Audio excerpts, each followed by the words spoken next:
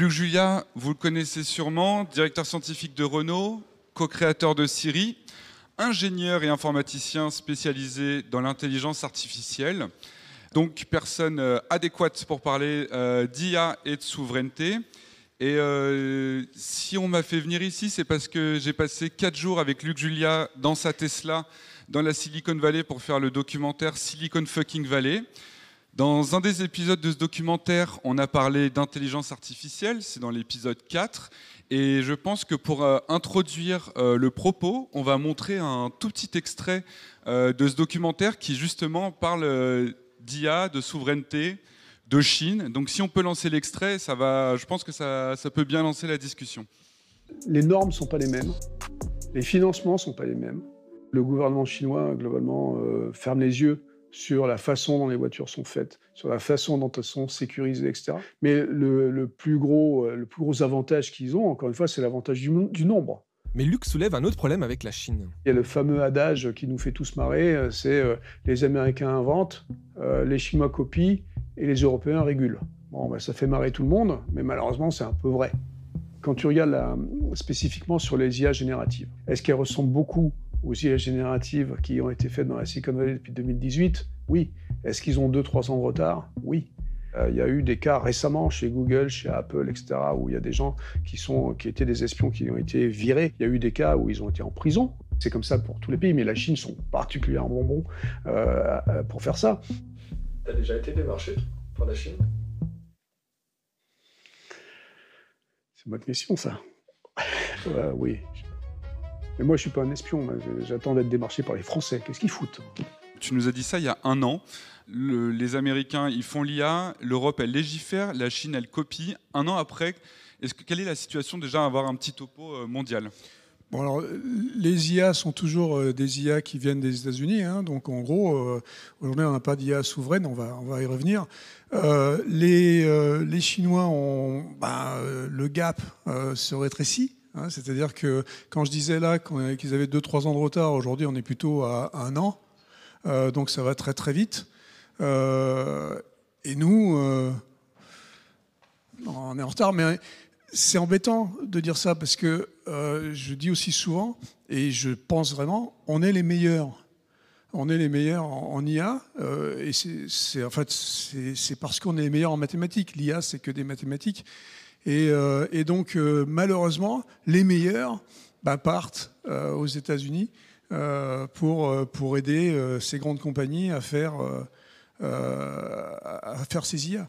Donc on est les meilleurs, mais on n'arrive pas à développer ici ces IA d'une manière mondiale, qui pourrait avoir un impact mondial. Donc du coup, on a les IA américaines et vraiment de la côte ouest, il faut être clair. Après, on a les IA chinoises, donc, qui sont meilleures de jour en jour. Et puis on fait des trucs de temps en temps. Alors vous avez tous entendu parler de Mistral, par exemple. Mais pour se développer, finalement, c'est des financements américains qui vont leur permettre de se développer. Donc c'est dommage. Pourquoi on a les meilleurs et on n'arrive pas, pour l'instant, à rayonner en IA, en France ou à l'échelle européenne? Alors, il faut être clair aussi, et c'est pour ça que je parle souvent de ces ingénieurs français qui sont extraordinaires et qui sont les meilleurs du monde. On rayonne, la France rayonne, les Français rayonnent dans la Silicon Valley. C'est-à-dire que dans la Silicon Valley, tu as pu le voir, la plupart des chefs d'IA de ces grandes compagnies sont français. D'accord ? Donc on rayonne comme ça. Mais effectivement, depuis 10 ans maintenant, enfin depuis 2013, il y a eu la French Tech en France. D'accord ? Donc avant ça, on avait un peu perdu l'entrepreneuriat, etc. Donc ça, c'était un peu dommage. Mais depuis la French Tech, donc depuis Fleur Pellerin, on a eu l'opportunité de développer quand même ces startups. Alors on casse Macron tout le temps en parlant de la Startup Nation, mais c'est vrai qu'on a quand même développé ce truc-là grâce à la BPI, grâce donc à la French Tech. Et il y a eu plein de petites startups qui se sont développées et plein de nouvelles idées très intéressantes autour de l'IA qui se sont développées. C'est des startups. Malheureusement, il n'y a pas de scale-up.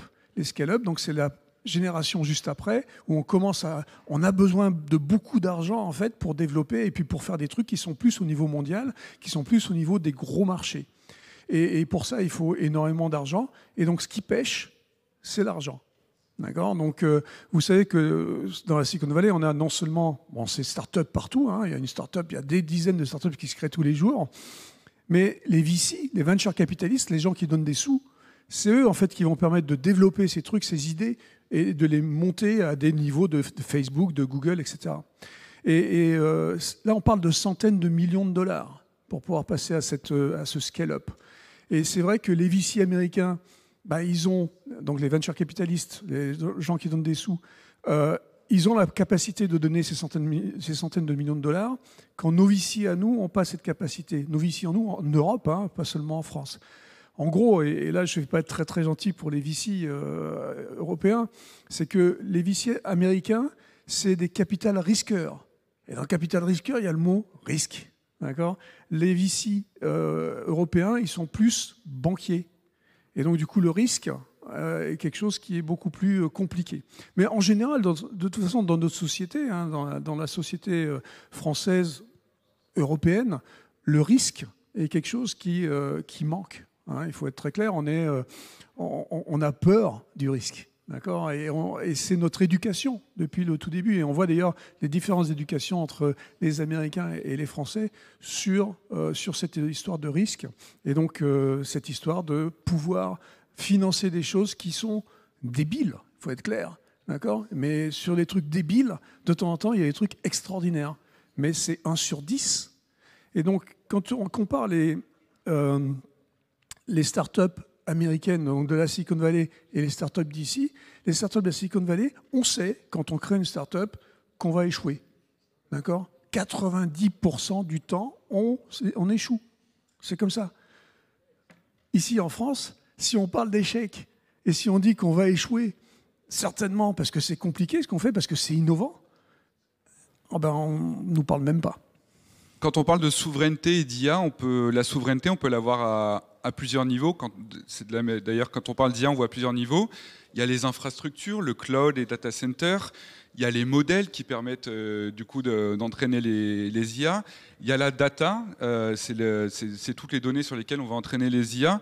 Pour toi, ce serait quoi la priorité entre ces différentes stratifications ? Alors bon, on a perdu la bataille des data centers. Hein, d'accord, les data centers c'est clair. C'est clair. Aujourd'hui, on l'a perdu. Les data centers, ils sont là-bas. Ça ne veut pas dire qu'on peut regagner. Hein, ça ne veut pas dire qu'on n'a pas le droit de créer des data centers. C'est une histoire de sous, encore une fois. C'est-à-dire que ces data centers, ça veut dire qu'il faut beaucoup de financement pour pouvoir les créer. Mais bon, ça, on l'a plus ou moins perdu aujourd'hui. Mais ça, en fait, c'est pas très grave parce que c'est quelque chose qu'on pourrait rattraper. Le truc qui m'inquiète le plus, c'est on est en train de perdre la bataille culturelle des IA. Et ça m'inquiète énormément parce que, par exemple, aujourd'hui, si vous demandez à n'importe quelle IA, je vous ai dit tout à l'heure, les IA, elles sont aujourd'hui plutôt côte ouest américain. Okay ? Et donc, si vous demandez aujourd'hui à une IA qui a inventé l'aviation, l'IA va vous répondre les frères Wright en 1903. Alors que nous, ici, dans la salle, on sait, sauf le monsieur ici, mais tout le monde dans la salle ici sait que l'aviation a été inventée par un Français, Clément Ader, 13 ans avant, en 1890. Mais les IA ne répondent pas ça, parce que les IA ont un biais américain. D'accord ?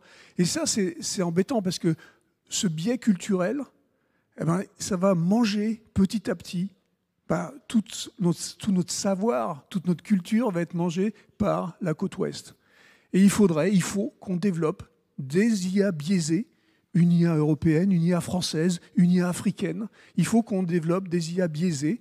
Il faut assumer le biais, qui est le biais culturel qu'on doit avoir dans ces IA, parce que sinon, on va juste perdre notre culture. On a déjà plus ou moins perdu la bataille aussi de la langue française sur Internet. Il faut être clair que Internet aujourd'hui est anglais.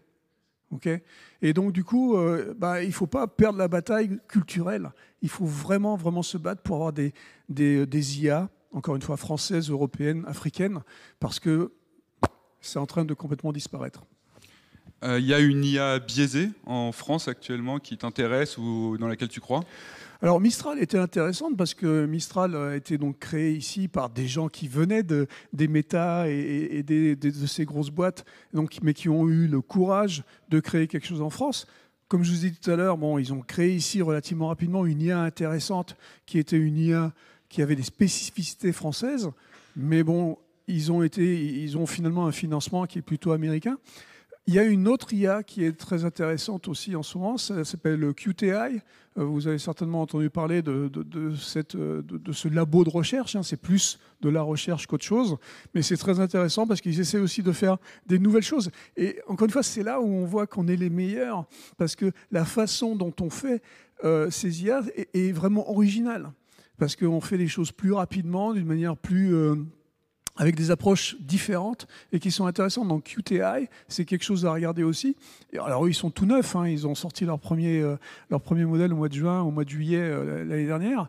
Donc ils commencent juste. C'est une toute petite équipe, ils sont peut-être une trentaine aujourd'hui. Mais c'est intéressant à regarder. Maintenant, est-ce que en plus des originalités techniques qu'ils proposent, est-ce qu'ils peuvent biaiser les données, comme j'ai dit tout à l'heure, pour pouvoir avoir quelque chose qui est plus français, je ne sais pas encore. Si tu étais secrétaire d'État au numérique et à l'intelligence artificielle et que tu devais prendre une mesure pour favoriser la souveraineté de l'IA en France, quelle serait ta mesure la plus intelligente? Une seule. J'irai chercher du pognon, je ne sais pas où, mais j'irai chercher du pognon. Il faut du pognon. On va donc passer aux questions du public. On a 3 minutes pour nous. Si vous avez une question, c'est le moment de lever la main, il ne faut pas hésiter. Bonjour, moi c'était une question sur les biais culturels. En fait, comment est-ce qu'on crée des biais culturels dans des IA comme vous avez pu évoquer tout à l'heure? On est sûr de prendre des données qui sont biaisées. En fait, pour nous, ce n'est pas biaisé parce que c'est la vérité. C'est-à-dire qu'il faudrait que le fait que Clément Ader ait été le premier qui a inventé l'aviation, reviennent statistiquement beaucoup plus souvent dans les données qui sont utilisées. Donc c'est juste utiliser les bonnes données. Aujourd'hui, alors il faut être clair, au début, ces IA ont volé des données. Beaucoup volé des données sur Internet. C'est Internet en général. Et quand on voit, par exemple, OpenAI, vous avez pour ChatGPT 1200 milliards de paramètres. D'accord ? Donc, en gros, c'est Internet. Okay ? Mais Internet penche du côté américain. Donc, si on veut biaiser ça, il faut faire pencher de l'autre côté. Donc, prendre plus de données du côté européen. Donc, c'est une histoire c'est une histoire statistique. Parce que ces IA, c'est des mathématiques, comme j'ai dit tout à l'heure. Ce ne sont que des statistiques. Bonjour. Est-ce que l'open source et une approche plus commune, on va dire, de la technologie serait une manière pour l'Europe de se distinguer et la France ? Alors, c'est d'ailleurs une des approches. Un QTI dont je parlais est une IA qui est open source. Donc, c'est définitivement intéressant. Alors, il y a plusieurs définitions d'open source. Il y a la définition d'open source de Meta. Je pense que je préfère pas commenter tout de suite parce que sinon, je vais être pas poli. Et puis, il y a l'open source, le vrai, donc celui qui est plutôt l'open source européen, l'open source français, donc à la QTI, à la Mistral aussi d'ailleurs, il y a une partie open source. Et ce qui est intéressant dans l'open source, c'est qu'on peut contrôler non seulement les algorithmes, donc voir comment on va mâcher et remâcher ces données, mais on peut contrôler aussi les données elles-mêmes. Et donc ça, c'est définitivement une approche qui est viable et intéressante. Mais bon, c'est aussi compliqué parce qu'il n'y a pas de sous générés. Et donc l'open source a un petit problème de viabilité parce qu'il faut trouver un business model, en gros, qui va permettre d'avoir la possibilité de continuer à faire ces open source. Bonjour. Concernant les biais des réponses des LLM, est-ce que le fait que ce soit dans une langue ou dans une autre n'a pas une incidence forte parce que, ok, il y a beaucoup de statistiques américaines, mais si on se réduit à la langue française, c'est quand même très français, j'imagine. Ouais, c'est une bonne question. Et les choses, vous voyez aujourd'hui, les LLM, donc c'est Large Language Models, qui sont ces IA qui sont aujourd'hui, elles sont effectivement basées sur énormément de data américaine. D'accord ? Mais la traduction se fait automatiquement maintenant. Donc, et malheureusement, donc justement, quand vous posez la question en français à un LLM qui est plutôt américain, il va traduire l'américain en français. Et donc, du coup, à la fin, c'est quand même les données américaines qui sont exposées. Merci beaucoup, Luc Julia. Merci beaucoup, Pierre Schneiderman. Vous pouvez les applaudir.